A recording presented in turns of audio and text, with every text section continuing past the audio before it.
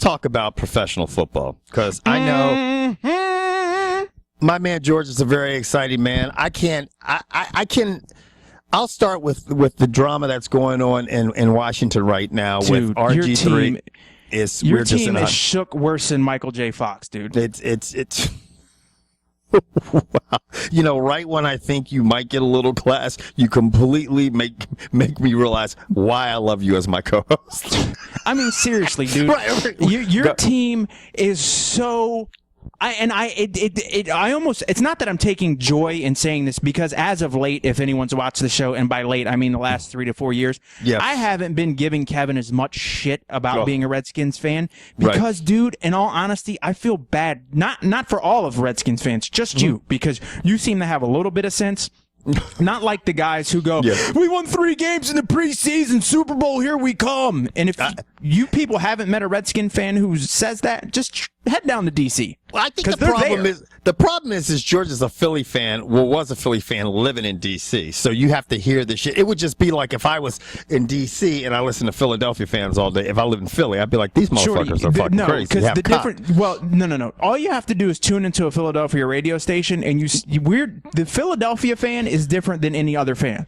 Right. And they're just fucking a bunch of negative Neds and nasty Nancys, because all they want to do is talk trash. But now they're starting to buy into it a little bit. They're starting to see people are getting behind Riley Cooper, because I'm gonna tell you what, he's been balling this whole entire season. Right? Yeah, he has been. After his incident, and him and Shady finally ran straight. Yeah. Put Snow on the field every single. If that's what it takes to get him to run north and south, I want Snow on the field every game. He's, and Philadelphia looks good, man. I mean, I'm obviously, we'll see what happens tonight, because George and I are taping on a Monday, and it's at fucking like almost 7:00 here on the East Coast. But the Cowboys have to play in Chicago, and that ought to be quite fucking entertaining. But and I just have to believe that fucking the Cowboys will find some way to fuck that shit up. And I know there's going to be Cowboys fans like, oh, if the Cowboys win, that's when all these people come out of work, because we were getting fucking hammered by Seattle fans this past weekend. You know what I mean? Oh, you guys gotta.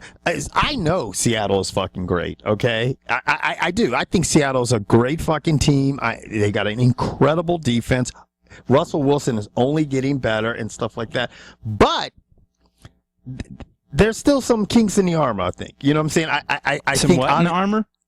You know what I said, kinks, okay? Because I'm not going to pull a Jeremy Lin, okay? And then, Come on, son. I know. But anyway, I think there is, and one of it is, it's just these DBs, they're catching on to their game. Like, obviously, you're going to have the one guy, Browner, suspended, and that's probably going to happen during playoff. That hurts them, because I tell you what. I don't know, dude. He's holding out. Anytime you see an athlete not take a deal that's on the table, that means they know something that the NFL doesn't. I don't know, man. That's why I'm not 100% sold on that one yet. Until that comes down, I don't know, man. This is the thing. The one thing I will say about the Seahawks, they have a lot, and their fans obviously who follow them more than obviously Georgia. Their backup defensive backs are nasty. They're good as shit. Look, for the guy who told us to do research on the Seahawks, look, we get it. They're a good team. They've been a good team, and the one thing I think that really holds that team together is they're winning. Anytime you win, it makes life a little bit easier. And they have one of the, if not the best corner in the entire NFL. And he plays head games better than any player. I mean, better than anyone I think I've ever seen. Better than Michael Irvin, better than Chris Carter, better than Randy Moss. I mean, he gets in your head, Sherman, and just bugs you all day long. And he's nasty. I'd love to see him in the Eagles. Yeah, I mean, I would love to see him as a Redskin too. He's great, and it's funny. People are going to say, "Oh, they play dirty, they tug you." Man, let me tell you something. That's how a good corner plays. They're going to grab your shit. They're going to do whatever they can when the refs aren't looking. That's how you fucking play the position. I mean, I know when in high school I would grab or tug on people because I'm like, "Oh, this motherfucker's going to get behind me, and they're going to be calling me toast all week." It's like, so it's you're going to play like that. I mean, that's just part of the game, man. I mean, if you can get away with it, fuck it. You can't hate on the guys for trying to be aggressive and playing physical football, because that's what Pete Carroll's taught those guys how to do. So that's all our Seattle Seahawks segment. So I hope you guys blew a wide listen. But unfortunately, they did lose. They went to San Francisco, and they've been a road team. And what was it? Russell Wilson was 13-1 on the road, or something crazy on the road. And I mean, they went into San Francisco, and they just didn't put it together. I mean, they just didn't show up like they have been. And I'm not taking anything away from San Francisco. I mean, they're probably Seattle and San Francisco you could argue if you want that they're the top 1 and 2 teams in the NFL. Yeah, I tell you another team you got to watch out for. Obviously, Seattle lost San Francisco. Is another team out of division are the fucking Cardinals, man. Arizona Cardinals have looked nasty lately. You know, I mean, they've just looked really fucking good lately. I mean, they just put away St. Louis 30-10. What have they done lately? Do you have their record in front of you? Their schedule? Win. Huh? Win. Yeah, win. I mean, that's pretty much what they've done. I mean, they've gone, okay, let's look at this shit real quick, okay? I got shit going on playing in the background. Philly beat them. George. Yeah, I said toot toot in the camera. You didn't see me. Oh, I didn't say. Oh, okay. So they beat Indianapolis, beat Houston. They haven't beat a lot of anybody really. I mean, Arizona. Put it this way: Arizona's 8-5. San Francisco can't slip. If Arizona continues this upwards trend, Arizona could pass San Francisco. That's what's going on. I mean, the NFC West right now. The top 3 teams in the NFC West are probably better than the top 3 in any other division. Yeah, and the thing is, in Seattle, you know, we thought they're hitting their. I mean, obviously they crushed New Orleans. They did They lost against San Francisco, but they're still in the driver's seat because they go to New York to play the Giants, and then they have Arizona at home and St. Louis at home. Those are probably going to be 2 wins. If they lose one out, go ahead. Well, I was going to say, if we stay on New Orleans for a second, I mean, they absolutely gave Carolina the business. Now, I understand Carolina gets to play them again in a week, but, I mean, they're fighting for a playoff spot. Yeah. Carolina can't slip because, I mean, you're looking at the wild card teams being Carolina and San Francisco. Yeah. Right now. Mm-hmm. This is how, if I could look at my crystal ball and look into the future, I think Seattle will represent the NFC. Okay? Oh, yeah. Put it this way: if you're going to have to go through Seattle, they have the biggest home field advantage of any team in the NFL.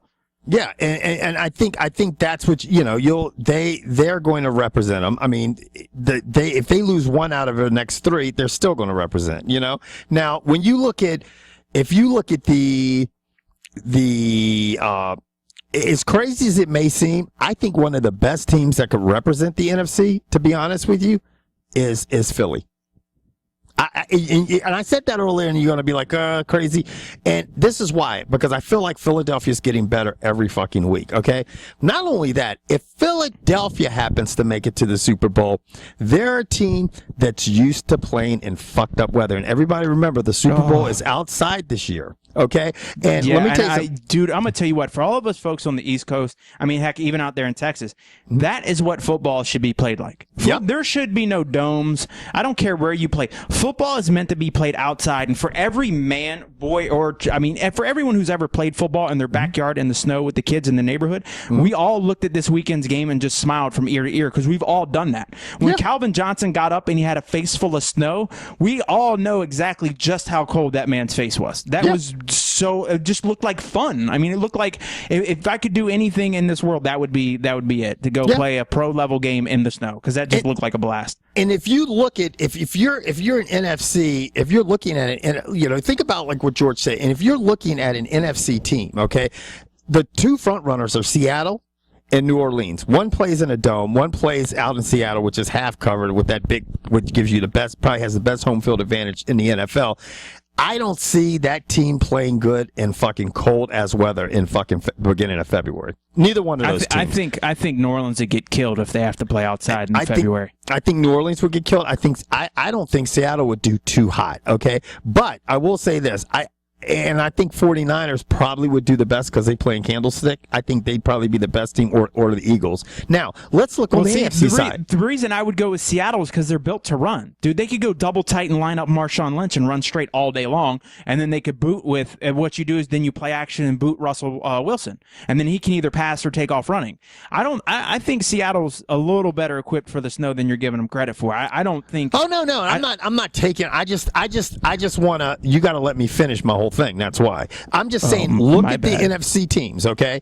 Now let's look at the fucking teams that are in the and Seattle is equipped to run and great. If they can use ball control and run and they have ball control, rushing the ball, having ball control and good defenses win championship. We saw that a million times. But you're looking at Denver.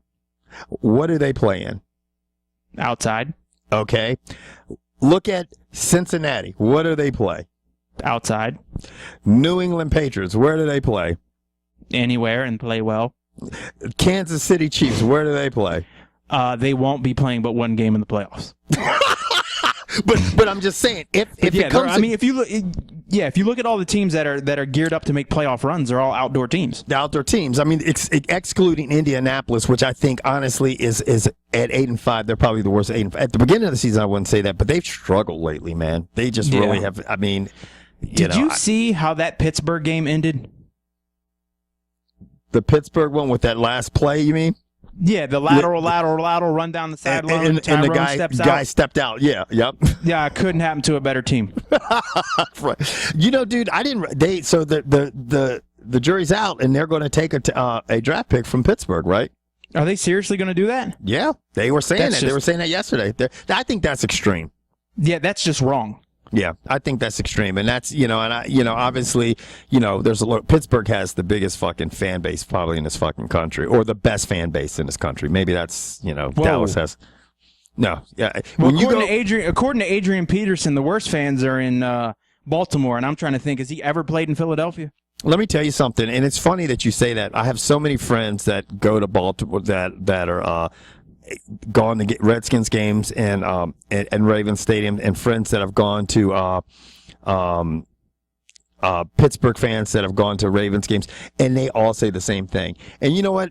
Peterson's like, they're hitting me with snowballs. I'm going to tell you what, man. If you guys are not familiar with the northeast section of the United States, when you go up 95, you get to D.C., and then once you get above D.C., you got Baltimore, and that is a roughneck blue-collar town. I mean, obviously, you probably saw some of that when you watch the show The Wire. They just don't make shows like that for nothing.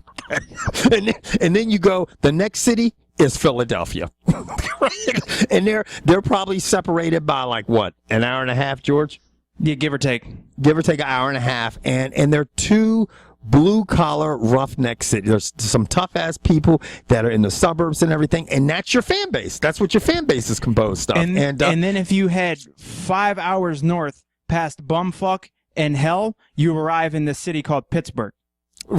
Yeah, Pittsburgh. If you go west into western Pennsylvania, yeah. I don't care. I know it's not near me, and it's 5 hours above me some direction, and I know I never want to head there. I never want to see a game there. I don't want anything to do with the city, the fans, the teams. I can dig the Pirates, but other than that, unless they come out with a professional lawn dart team, I will never cheer for anything out of that city. George, you're in Philly. They are west of you. Dude, your geography is so fun. I'm glad you're not. It's on par. Literally, my geography is on par with my spelling. So let me ask you this. Going into this week with 3 games left, okay? I'm going to ask you this, and this is completely has to do with no teams. Peyton Manning. Sit RG3, put him on the bench. I think RG3 should definitely be on the bench. I think you should give Kirk Cousins a shot and stuff. And I think, and that will just shut him the fuck up. I mean, RG3 has to learn that when there's a win, okay, you say we. And when there's a loss, you say I. That's what leaders say. You see what I'm saying? And he doesn't do it. He's always saying, yeah, we all played a bad game. No, it's not. I'm gonna tell you right now. And he's getting crucified, and somebody said it's not fair. And just like you said, with the quarterback position, you get all the glory and you get all the blame. It's part of the position. It's what happens. And right now, when you sit there and you give a press conference going, I don't know what more I can do. I don't know what more I'm out there practicing every day. I can't do anymore. Then you shouldn't be playing the position if you can't motivate your guys to get behind you and play harder. Because look at I don't know who lit a fire under the Eagles' offenses behinds, but they're going out every play and killing it, no matter who's in at quarterback. Yeah. RG3 has, in my opinion, just from his body language, I don't think anyone in that locker room has any respect for that dude. I just don't.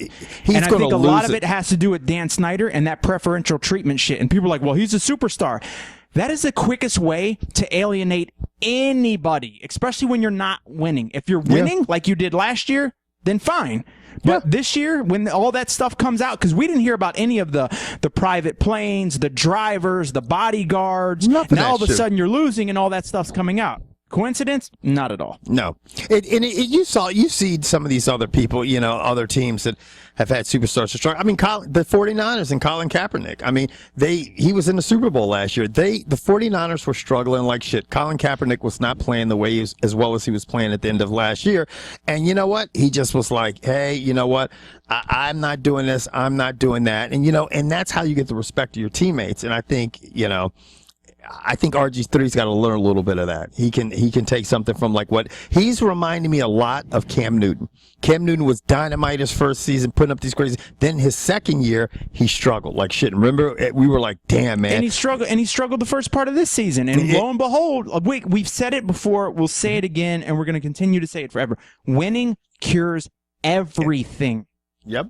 Everything. People don't leak, people don't cry to the media, people don't whine. And RG3 literally looked like a 16-year-old little girl who didn't get a car when she turned 16 in his last interview. I'm like, me personally, I'm tired of hearing him talk. He's a phenomenal athlete and wonderful. Right. His accuracy still is god-awful, and he just needs to do the off-season work besides doing Subway commercials and putting out tweet. And just focus on your game. And right now, your game is lacking in the accuracy department. If you want to stay in this league, you need to be a Jared and Subway to go fuck off and focus on. Yeah, because, but, it's apparent. Like the 49ers, the guys from the 49ers defense said, he's just not himself. He's not 100%. And it's very obvious. It's obvious with his throwing. He's not accurate. To me, he hasn't been accurate all year. I mean, did he improve with his ability to run? Yeah, but you know what? He's not looking for second and third options. He's getting out of the pocket too fast. I mean, there's a lot of it. There's a huge room for improvement. And he has the ability to do it because he's a great athlete. But let's get on the subject of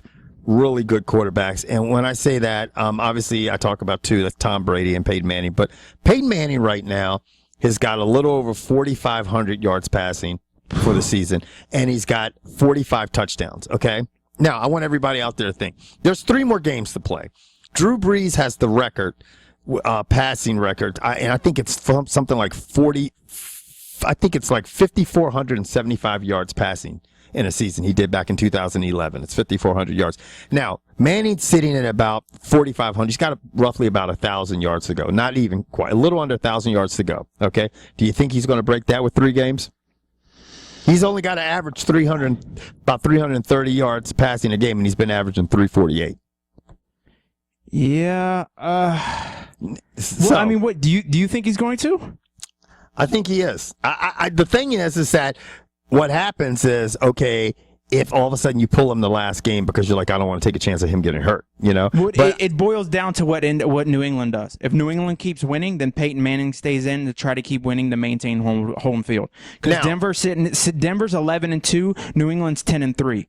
Yep. And Denver wants home field. And to do that, they're going to have to stay ahead of New England. And I think New England wants home field. So I don't think you're going to see Tom Brady and Peyton Manning sit out week 16 or week 18 or whatever week it is. Now, it's going to be, speaking of New England, I mean, you got Tom Brady, who obviously loses his favorite target in Gronkowski, who's out for the season with a torn ACL and MCL. But Tom Brady holds the record for most touchdown passes in a season, and that's 50. Peyton Manning is sitting at 40. That's more reachable than the yardage. I honestly think it's so reachable that it would not surprise me. I would not flip out if Peyton Manning tied that next week. He's been that crazy with his passing game. And it's going to prompt me to see who they have left on their schedule, and what their passing. I mean, they play at Thursday. They play Tennessee. Oh, they play San Diego. Mm-hmm. Oh. So his last 3 games are they play San Diego, okay, at Houston and at Oakland. Mm-hmm. At Houston and at Oakland. And put it this way, if he doesn't have the record by the end of the San Diego game, he's going to score 10,000 points and pass for 12,000 yards against Houston. Mm-hmm. And he could probably put a lot up in fucking Denver against San Diego. So I'm going to tell you right now, I hope they beat San Diego 72-3. I'm pulling for Peyton Manning. I'd like to see it. It would be great to see him at his age, where people doubted him, to see him have a passing season where he broke the passing yardage for a season and passing touchdowns in a season. All